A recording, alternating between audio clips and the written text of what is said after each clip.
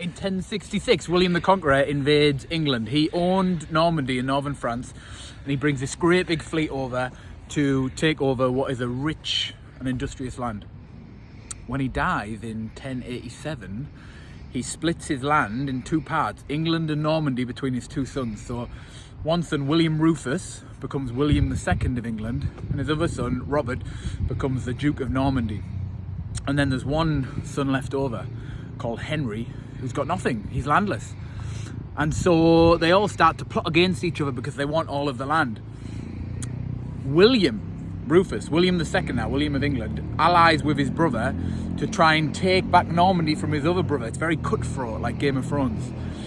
And they defeat him, and so they unite the territory. And then in 1100, after William II dies, he then gives all of the possessions, Normandy and England, to the son that was left, Henry, who'd had no land at all. And so part of the strategy of warfare back then was to take people's castles.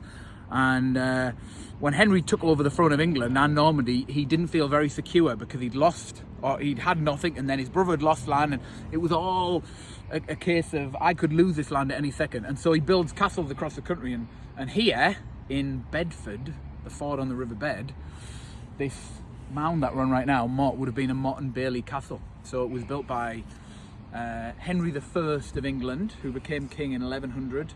I can't remember when he died, but it would have been a wooden structure. And then obviously the wood has rotted away over time. Some of those wooden structures were then replaced by stone, and we still see them today in England. This one was no longer useful, and so now we've just got the hill left over. So if you're in Bedford, come and check out Bedford Castle without a castle.